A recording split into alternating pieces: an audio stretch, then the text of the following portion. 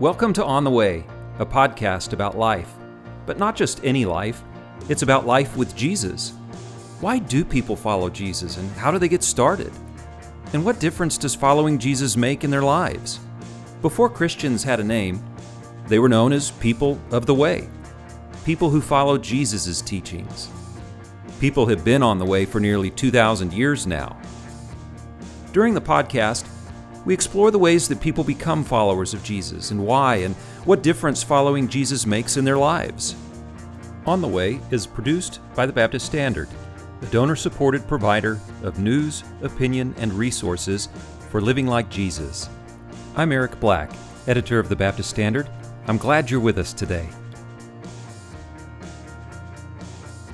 We're very glad to have with us today Jim Denison with Denison Forum. Some of you may know him from his daily article that comes out Monday through Friday. And so, Jim, we're glad to have you with us. Thank you for joining us. Glad to be here today. Appreciate the opportunity. Thanks for the privilege. You bet. Well, Jim, as we've talked about, the On the Way podcast focuses on two questions: how you became a follower of Christ and what difference following Christ makes in your life. So just starting off with the first question, how did you become a follower of Christ? Well, thank you for that. I became a Christian at the age of 15 out of a bus ministry in Houston, Texas. But there's kind of a backstory to that. I need to tell you just a bit. In many ways, my father's story is my story. So Dad grew up in a small town in Kansas, planned to go into a medical profession of some kind. When World War II started, he enlisted in the Army. He was placed on an island in the South Pacific with 300 men. Only 17 survived. My father never went to church again after that experience. And so I grew up in a loving home, a wonderful home, but no spiritual life, and all my dad's questions. If there's a God, why is there war, science and faith, evil and suffering? Dad had his first heart attack when I was 2 and died when I was in college. And so I grew up in this wonderful home, but absolutely almost an antipathy to religion, specifically to Christianity. No interest in the faith at all. 15 years old, a Baptist church in Southwest Houston started a bus ministry. Things are probably not legal today as much, but back then you could buy an old school bus, put the name of the church on the side, go out knocking on doors trying to find kids to ride the bus to church. August of 1973, 2 men knocked on our apartment door. My brother, I have a younger brother, and I came to the door. We had no interest in riding the bus to church, but Dad overheard the conversation, thought we should have some religious exposure, and put us on the bus that next day.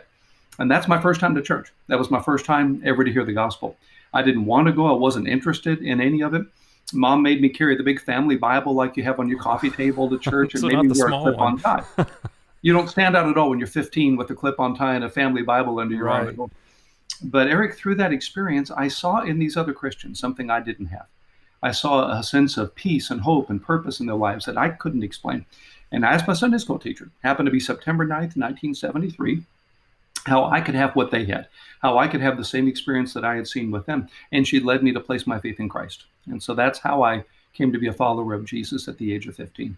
So you saw that quick. It was obvious. It really was. Wow. It was clear. Part of it, I'm sure, is where I was coming from. The real spiritual darkness that really was true of my life, kind of a hopelessness.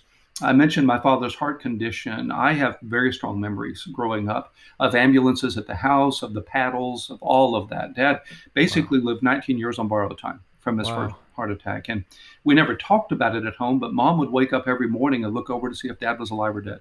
And that just was what we lived with, was that kind of tension and balance and challenge. And I didn't know what I was looking at, but I did see in these other Christians a sense of hope and purpose, a sense of acceptance and love that I just had not experienced. What I asked my Sunday school teacher wasn't, how can I be born again, or how can I have a salvation experience? I literally asked her, how can I have what you have? How can I have the experience that you have? And she happened to be the pastor's wife, Sharon Sewell, my spiritual mother, you could say. Yeah. And on that Sunday morning, she led me to place my faith in Christ. Well, and from there, things really took off. Well, it was kind of an interesting... I'm putting words in your mouth a little bit, yeah. Yeah, no, it's been an interesting... Everybody has an interesting story. Everybody's story is their own story. When I was in high school, I wanted to be a professional tennis player or trumpet player. Back when reality didn't matter very much. Tennis or trumpet. Okay, they both start with T. There's the connection. There you go, yeah. I actually played for a living, so I worked my way through college, was playing the trumpet, among other things. I was a senior in college and had a strong sense God was calling me into ministry, into a preaching or pastoral ministry. And I had no interest at all, no interest whatsoever in doing this. Yeah, I know about that. High school, and I got the chicken pox, which paralyzed a nerve in my neck, which paralyzed the right side of my face. It's called Bell's palsy. Yes. I had that for a period of time. And through that, couldn't play the trumpet. And it was through that experience that I finally came to realize I needed to trust something stronger than a trumpet. And I made a commitment to go into ministry, to follow the Lord in that way. I didn't think then and don't think now that God caused that God afflicted me so much in that way as he used it to show me that I needed to trust him more than something else. And so I was a senior in high school when I made that commitment that I would follow him in vocational ministry. Well, even that seems like a short distance. So you became a follower of Christ. You gave your life to Christ pretty quickly at the age of 15. It was obvious to you, you said. And then between 15 and 19, you came to a place in where you and I are in life. That's a pretty short period of time. For teenagers, that's an eternity. But in a relatively short period of time, you came to a place where you were ready to give not just your life in sort of a theoretical sense, but to give your life in a day-to-day sort of work-a-day sense by going into ministry. Is that? Well, I think that's right. Yeah, I look back on this, and I had a youth minister. His name was Phil Busby. Went by Zub, was his nickname, and he was one of the most passionate believers I've ever known. He was my first mentor in the faith. And being around Zub as a new Christian, I didn't know that there was a way to separate Sunday and Monday and spiritual and secular and religion and the real world and all of that, Yeah. I just grew up in this idea that was just kind of a given that if you follow Jesus, then that's what you do with your life. That's not just where you go to church on Sunday. We didn't know we had options at that point. It just became very clearly who he was and what he believed that we should be as well. That wasn't unique to me. Our youth group was like that. I mean, we would show up on Saturday mornings to go out on bus ministry, to knock on doors, to find kids to ride the bus to church. And we do what you didn't want to do. I'm sorry? To do what you didn't want to do that first Exactly. Sunday. Yeah. Now I'm inflicting on others what was inflicted on me. But I just came to sense that, this is a gift that was given to me that I can give. We had Tuesday night visitation back in the day. And our youth group would show up at Tuesday night visitation. We would show up Wednesday night for prayer meeting and Bible study and choir practice, and Saturday morning for bus ministry, and then had another Bible study after that. And then, of course, Sunday morning and Sunday night. And it was just an immersive way of understanding faith. And our entire youth group was like that. We just kind of did life together. We played tennis together, went to movies together, went bowling together. I just didn't know you could be this kind of separated sort of person, And I'll always be grateful for that youth minister and that culture. Yeah. We're going to take a sponsor break, and we'll be right back. Since 1952, South Texas Children's Home Ministries has focused on healing hearts and sharing hope. Their 9 ministries focus on helping hurting children and families, all regardless of an individual's ability to pay. To find out more, visit www.stchm.org. So, how did you follow that call to ministry? Well, when I was a senior in high school and had this commitment that I would follow God in this way, at that point, it seemed to me anyway that I needed to go someplace where I could do some kind of a religion degree, some kind of a theology degree. I was considering a number of schools back east and some opportunities that were out there. I had some scholarship opportunities there, but they couldn't do room and board. And our family didn't really have that means, quite frankly.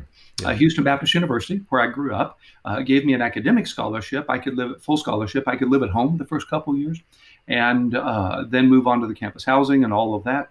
And so I made a decision I would start school there. They had a religion department, obviously. Financially, it worked. They had a really strong commitment, I think, academically, to academic excellence. And so I thought, well, I'll start here and then transfer. That was my plan, was to get started there, raise up some money, save some money, had some Ivies I was interested in, some other opportunities down the way. And then this woman walks into sophomore English, who is now my wife. Okay. And in that moment, it began to become clear to me that God had me at that school for reasons I didn't know I was at that school for. It took a while before I could finally get her to go out with me. We dated the last couple of years of college and got married right after college. And people that meet Janet tell me I outkicked my coverage, and I have absolutely no defense.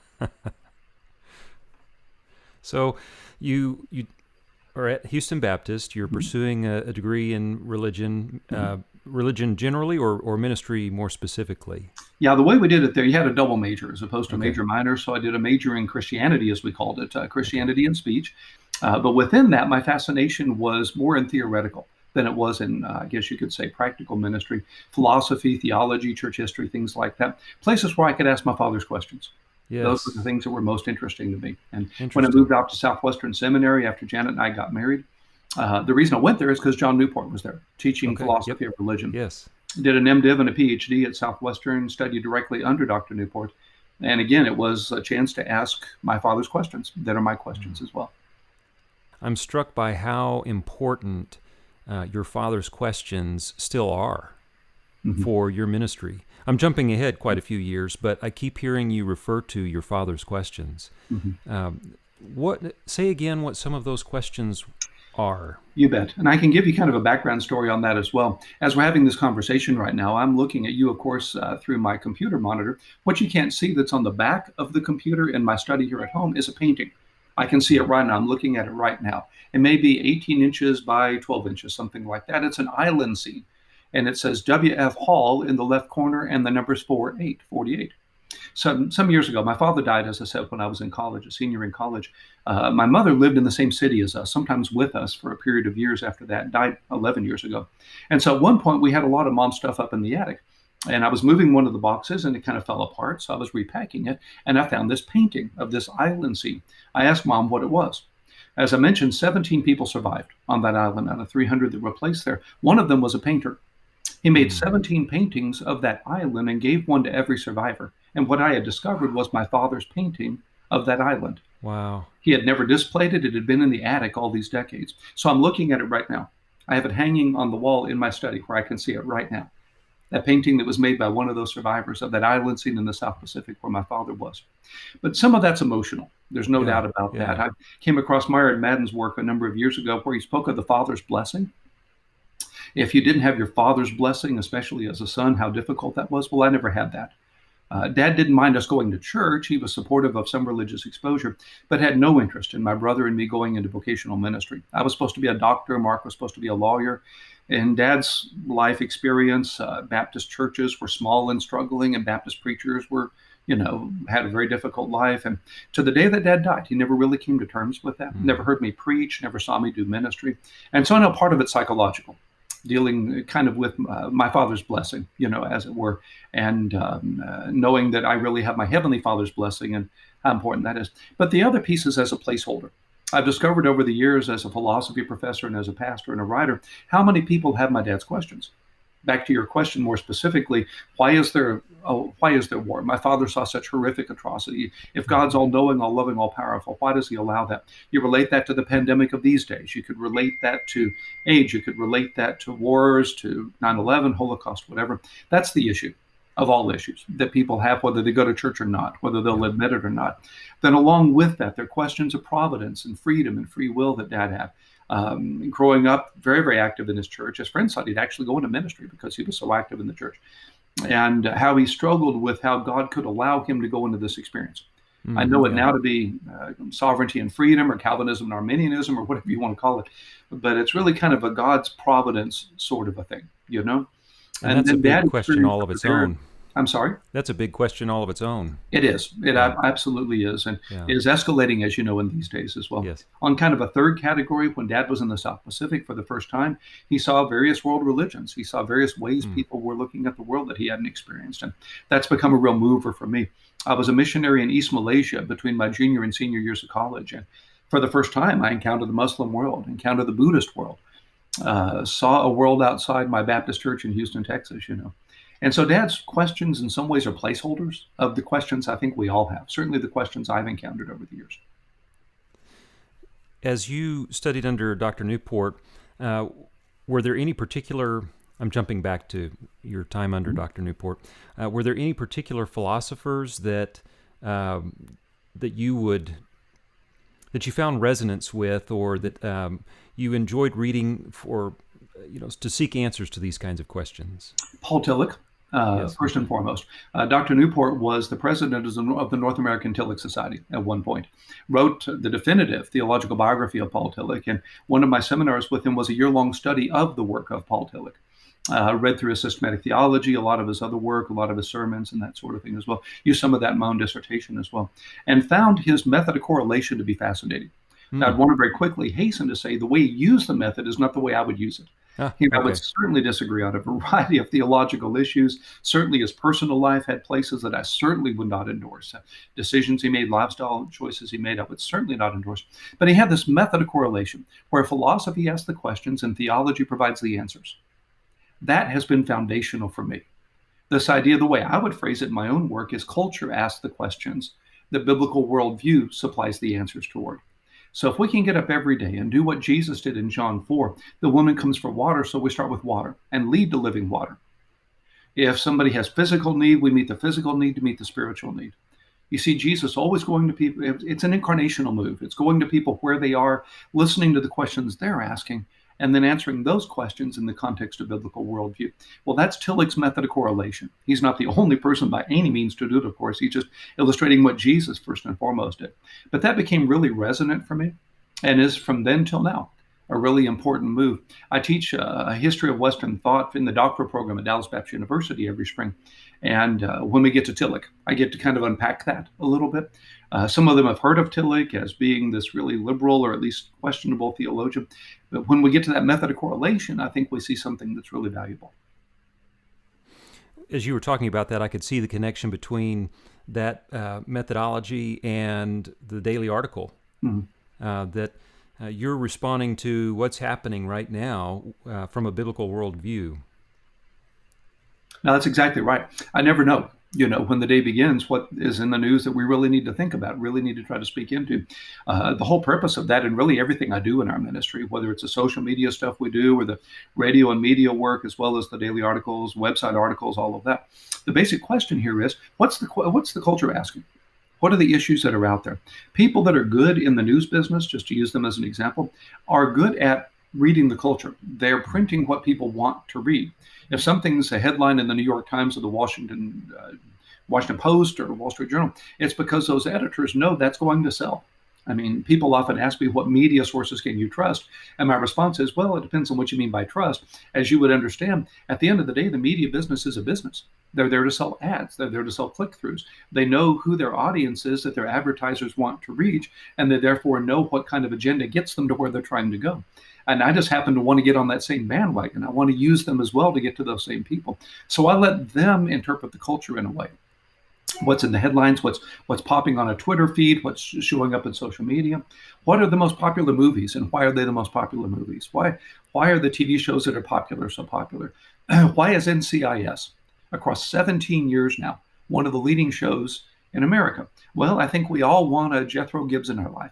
We all want a strong authoritarian. We all want someone that always gets the bad guy, that always solves the crime. We want someone that is kind of that father figure in our lives. All that to say, the more we can pay attention to what's popular in the culture, the more we understand the questions that we can answer with biblical truth. We're going to take a 60-second sponsor break, and we'll be right back. High Ground Advisors has a 90-year history of providing investment management and planned giving solutions to churches, faith-based organizations, and charitably minded individuals dedicated to transforming lives. High Ground is trusted by over 450 nonprofit clients, and we're one of them. High Ground has partnered with Baptist Standard for over 70 years by offering a comprehensive charitable giving and investment solutions model, which includes asset management, planned giving education and development, account support services, real estate and minerals management, and expert legal consultation. High Ground and the Baptist Standard share similar values, such as serving those who are called and dedicated to transforming lives and being a trusted caretaker of legacies. They also value good stewardship, helping those who desire to be good stewards of their financial resources to find creative giving solutions to fulfill that calling. They know what they do to protect, strengthen, and grow our mission is ultimately in service to the gospel. To learn more about how High Ground Advisors can partner with you or your organization, visit their website at highgroundadvisors.org. When you finished at Houston Baptist, at some point you became a pastor. How did that happen? Yeah, again, the providence of God. Someone said, if you want to make God laugh, tell him your plans, Yes. And so I have been a youth minister in my home church, actually, in Houston. Graduated in 1980. Janet and I got married right after that. Moved up to Arlington so I could go to Southwestern Seminary. Did not want to be on church staff for a while. I'd done that for a period of several years. We were just getting married. I have a background in graphic arts, and so I became a graphic artist and a typesetter. Did that for 4 years through the MDiv and the first year of the PhD. And then after that first year, I began thinking, pastoring a small church in the area would be good background. My intention was to be in the academic world, was really what I thought I would do the rest of my life. But my best professors, I felt like the most relevant anyway, were those that had some experience in church life as well. And so I thought that would be a good thing. So I went to the director of missions in the Tarrant Baptist Association, asked him for a list of his pastorless churches. I don't know if they do this now, but they did back then. I circled the 4 smallest ones, thinking they would be ones that might be interested in me. I created a resume of some sort. Janet and I were members of First Baptist Church in Arlington, where Charles Wade was the pastor. Yes. Charles was my pastor. I still love Dr. Wade. Charles and Rosemary are still pastor to me in so many ways, and I'm just so grateful for him. And so I went to Dr. Wade with a stack of resumes in these 4 smallest churches in Tarrant Baptist Association looking for a pastor, and asked him if he would send my resume with a cover letter to these 4 churches, which he agreed to do. Well, one of them, New Hope Baptist Church in Mansfield, Texas, recognized his cover letter. Told me they got 100 resumes, but they recognized his cover letter. So they reached out to me. They contacted me. They asked me if I had a sermon tape they could listen to, which I didn't.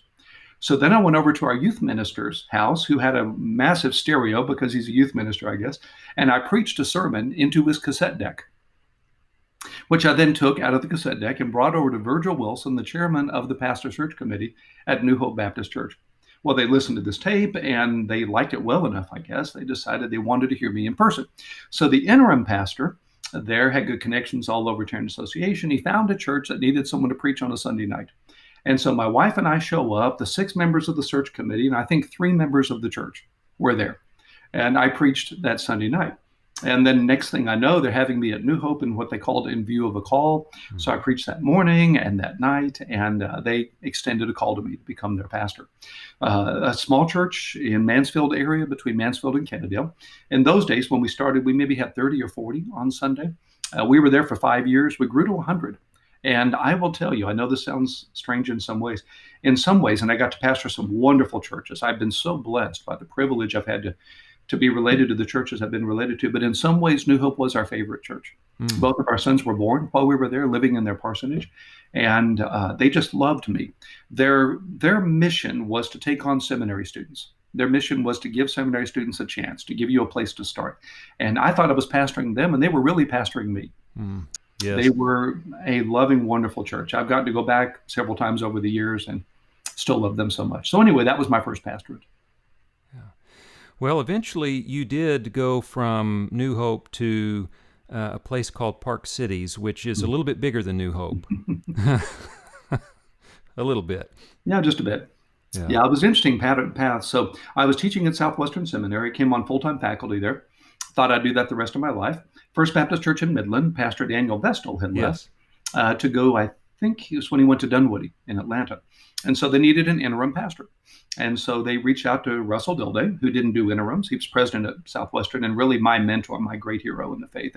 But as president, he wasn't able to do interims. So he recommended Dean Toller, Bill Toller, who wasn't available, who recommended Bruce Corley, who wasn't available. I think they recommended somebody else. That same week, I had preached in chapel at Southwestern. It was in the summer, and they had faculty preach in chapel on the summer. And Dr. Dilday had heard me preach. And so after they ran through everybody else they could think of, he thought, well, I might be an option. And so he recommended me on a 2-week trial at First Baptist Midland as possibly their interim pastor. And so Janet and I had no idea if this is what God would have us do. I was still pastoring New Hope Baptist Church while teaching at the seminary. And so I went out the first week, and I was as sick as I've ever been. I don't know what I had, but it was a horrible Sunday. I felt bad. They felt bad for me. It was just really a tough week. At the end of that, I think we were all really glad we just had this 2-week kind of a trial sort of a deal. The second week, it came back out thinking, well, this is going to be the end of this. Their music minister was planning to do something with Elijah's Mendelssohn. So we asked if I could do something with Elijah that morning in the sermon. And I did. And Eric, I know it sounds strange to say, and I don't mean this quite, I guess, the way it sounds, but the Holy Spirit just showed up in that sermon, in that service, in that sanctuary, in that worship service. It was a different experience than I'd ever had as a preacher, that I'd ever had as a pastor. And at the end of that, the interim search committee, came to me believing I should be their interim pastor. And Janet and I felt the same way. So we resigned from New Hope Baptist Church. We bought a house in Arlington, started commuting out to Midland on weekends to do this interim for them.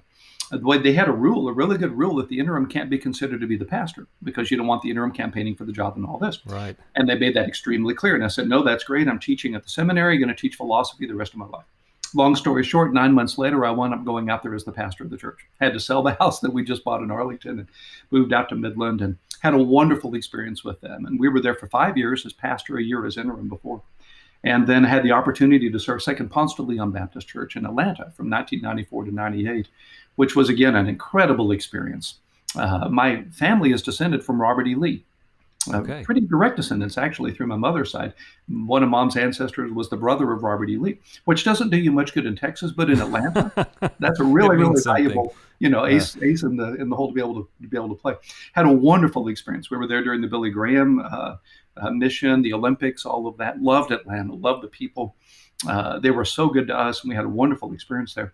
And then Park Cities Baptist Church in Dallas in 98. And there's a long story inside all of that, but wound up coming to Park Cities in Dallas in 98. One of the things that people who are not in pastoral ministry may not understand is, how does a person decide or come to believe that going from one place to the next, one church to the next, is God's leading? Mm-hmm. How did you do that? How did you follow that call? Yeah, and as you know, Eric, there's no answer even for those of us that do this, vocationally. It's a challenge, and in some ways it's a case-by-case sort of a thing. I could take Park City as an example. We were at Second Ponce in Atlanta having a wonderful experience. The church could not be more gracious. The church was really growing quickly. Wonderful things were happening. Park Cities I'd known over the years by reputation. I taught there when I was on faculty at Southwestern, taught some courses there, and had a great love for the church, a great appreciation for its incredible leverage in the culture and its significance and influence. But as they asked if Janet and I would consider coming there to serve as pastor, we didn't have a sense that we were done in Atlanta.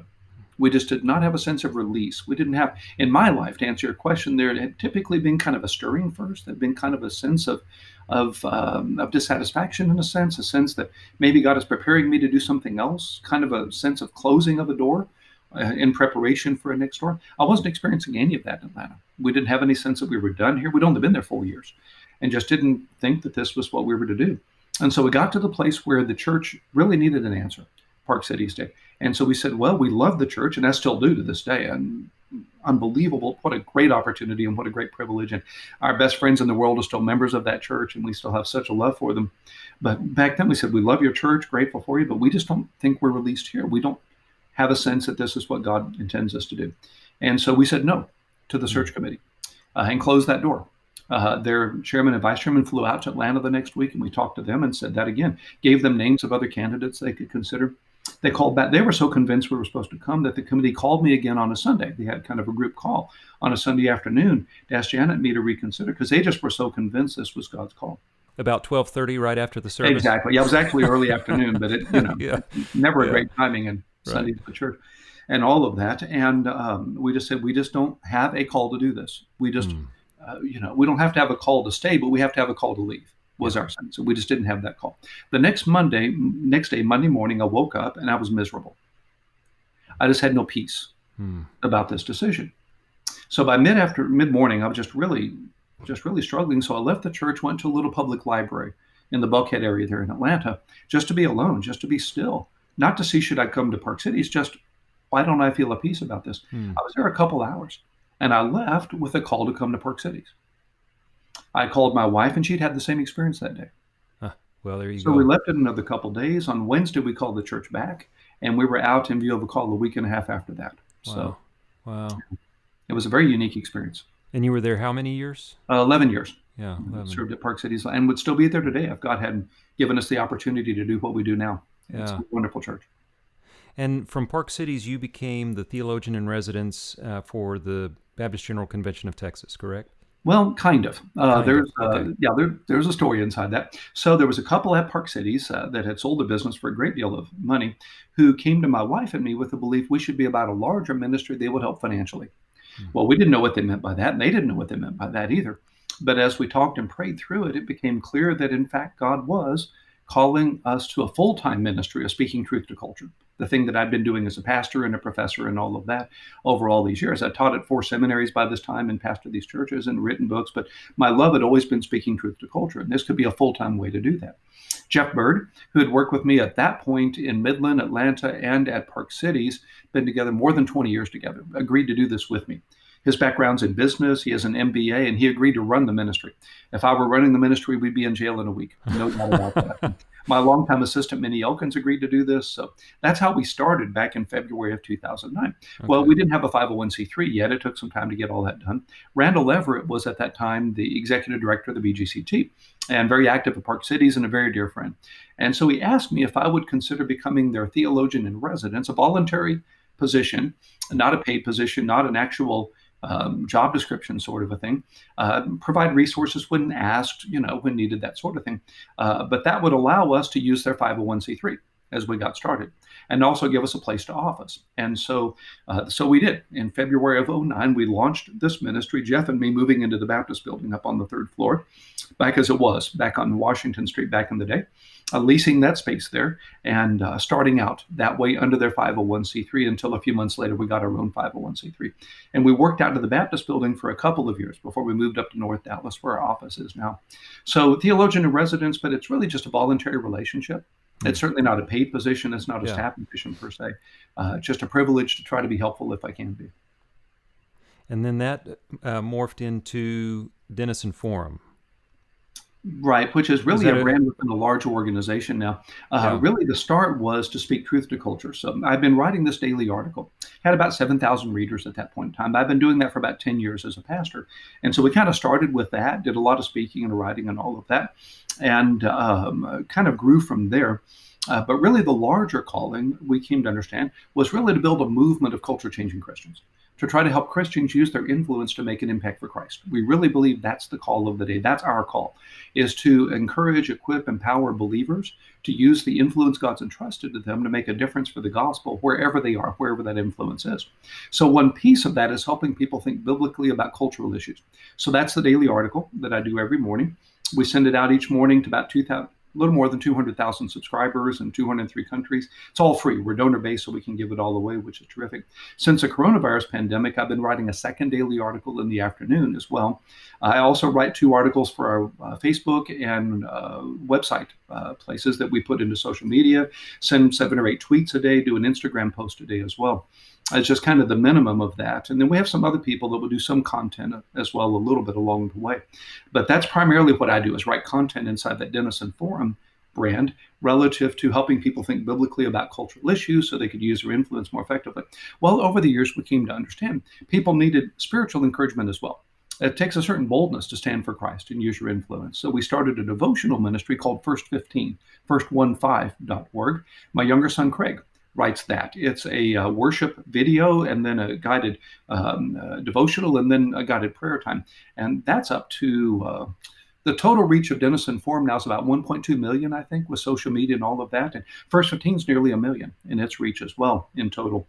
And Craig and his team lead out with that. So they provide devotional resources. Craig's a musician, he and his wife, so they record worship music as well. They've done some albums. He's written 2 or 3 books, and then they have that as well. My wife, who's a wonderful Bible teacher, has a Bible teaching ministry that's part of us as well at janetdenison.org. She teaches ladies' Bible studies twice a week and does blogs and records video and content like that. And then we came to realize we needed to train the next generation, and that's christianparenting.org. It's a 4th brand that we have right now. And then in January, we started a 5th brand for pastors. We call it Pastor's View. Mark Turman, who pastors Crosspoint Church in McKinney, is doing this with me. We do a blog every week. We do a teleconference once a month. I'll write a white paper once a month, helping pastors think about cultural issues as well. So all of that's under what we think of as Denison Ministries now. Denison Forum being only one brand within the larger kind of umbrella that we think of as Denison Ministries. So the total reach now is about 3.2 million, I think. We have 35 staff members. It's about a $4.5 million organization. And that's how it's grown from 7,000 readers in the Baptist building 11 years ago. So God has been very good to us. God has been Yes. very gracious. Jeff Bird and I often say how funny it is that we started a donor-based ministry in the height of the Great Recession. That's how smart we are. But Yeah. God knew a lot more than we did, and he's been incredibly gracious. That's an important point that you just made, that you started this at the height of the Great Recession, at a time when the world tells us you don't start something like this. And here we are again in a pretty dicey time, certainly financially, economically, and I wonder if there are those out there that God is calling to start something new and incredible, and the world is saying, no, this isn't the time. I just wonder about that. But the numbers that you were citing about the reach of Denison Ministries, it's striking to me, and I'm going to go back to the beginning of our conversation as we wrap up, that sort of tucked in to this ministry is, well, those guiding questions, your dad's questions. And from 17 men emerged this set of questions that now is informing you and your wife and your son as you reach millions of people. That, as you were talking, that really struck me. Well, thank you, Eric. I hadn't thought of it quite that way. It's just the providence of God. Alfred North Whitehead said, "Great people plant trees they'll never sit under." And Yes. Really do believe that's part of the story of God's providence. We just don't know. None of us can know. I wrote a blog post for our Facebook and website applications today. I happened to be reading in Acts chapter 9 and the conversion of Saul of Tarsus, and I was struck by all of the unnamed heroes in that story. Oh, The yes. people that caught wind of that plot against him in Damascus, and then these disciples, unnamed disciples, who led him down in the basket down the wall, and then another group of unnamed believers, brothers as they're called, who got wind of plots against him in Jerusalem and were able to save his life. How many people that back and then had no idea that they were contributing and writing half the New Testament, that they were playing a role in somebody that was going to reach the entire Roman Empire in some ways with the gospel. Well, you and I have no idea what seeds we're getting to plant today, what lives we're going to be able to touch. We can't know that. I've often said you can't measure the eternal significance of present faithfulness. And so the key is to be faithful where you are. God measures success by faithfulness. And wherever we are, wherever we get to be faithful in that context, God uses us. He multiplies us in a way we could never imagine at the time. We have no idea who's going to hear this podcast someday. No idea what God's going to do through this conversation and all the others that you're doing. One of the reasons, I don't mean this to sound patronizing, and you certainly didn't ask me to say this, but one of the reasons I so believe in the mission of Baptist Standard is because I believe your brand is to be trustworthy. Your brand is to be objective. Your brand is to explain the world in this lens and in this filter in a way that can encourage people about their faith, about their church life, about their engagement in the culture in these days. And you just have no way to know who's going to read some of what you write and some of what you produce and make a difference. You don't know who the next Saul of Tarsus is, who the next Paul the Apostle is. That's why you just have to be faithful and trust God. That's right. That's right. Well, Jim, thank you very much for spending time with us today, and I am certainly glad that you are on the way with Christ. Thank you. What an honor to do this with you today, Eric. God bless. God bless you. To subscribe to Jim Denison's free daily article, visit denisonforum.org. That's Denison, DENISON, forum.org. Just because a person follows Jesus doesn't mean that person is perfect. Following Jesus is a lifetime of growing more like Him. Likewise, while there are followers who are more mature than others, who have spent more time growing close to Jesus than other followers, there are no followers of Jesus who are better than others. If you aren't on the way with Jesus, we invite you to check out the Follow Jesus page on the Baptist Standard website at baptiststandard.com/Follow Jesus to learn more about becoming a follower of Him. If you are on the way with Jesus, we hope that this podcast has encouraged you to grow more like Him. The On the Way podcast is produced by the Baptist Standard, a donor-supported provider of news, opinion, and resources for living like Jesus. To make a donation, visit baptiststandard.com/donate. donate. To receive the Baptist Standard weekly newsletter, visit baptiststandard.com and click on the subscribe button. I'm Eric Black, editor of the Baptist Standard, and I'm glad you've been with us today.